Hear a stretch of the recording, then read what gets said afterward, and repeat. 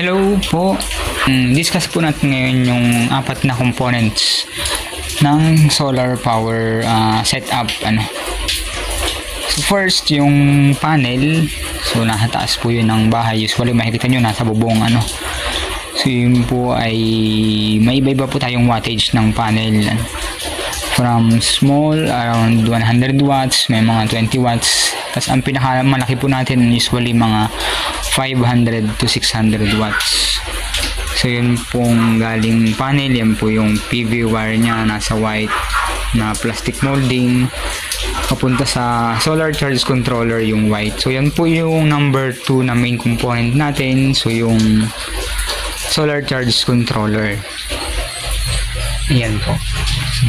Yan po yung mga bago ngayon na brand, naka-MPPT na po siya. So ibig sabihin, maximum power point tracking. Tinatrack niya yung pinaka-mainit na part ng solar panel for maximum charging. Then, yung pangatlong component ay yung battery. So usually po yan din ang mahal sa mga gamit natin. Kung pinakamahal ang price. Yan po ini-store yung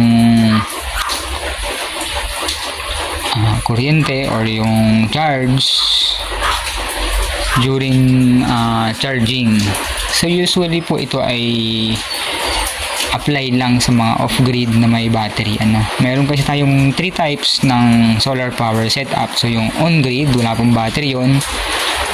Then yung hybrid, so yun po ay nakakonect sa DO or distribution utility plus may battery. Then ito pong setup ko, ito po ay off-grid. So wala po siyang nakaseparate po ang kanyang line sa DU. Then yung fourth po na main component, yung pong inverter. So ang function po niyan, so yan po yung inverter natin, Samdon yung brand. So ang function po ng inverter, siya po yung nagko-convert ng voltahe, from 12 volts to 220 volts. So usually kasi ang power kasi na nanggaling sa araw, so yan po ay mababa ang mga voltahe lang. Kaya kailangan natin i-convert sa 220 para magamit natin sa ating mga appliances. So may setting po yan dito sa inverter kung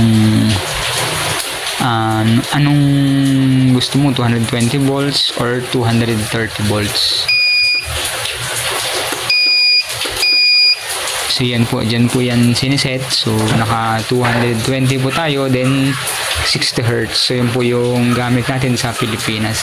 Naka 60 Hz po tayo kasi pag mali po ang setting dyan, so mag-error po ang ating mga appliances. Yan lang po ang 4 na main components ng ating off-grid na setup. Plus yung mga breakers po for safety. Then yung mga watt meter para sa monitoring ng ating nagagamit na kuryente. Po.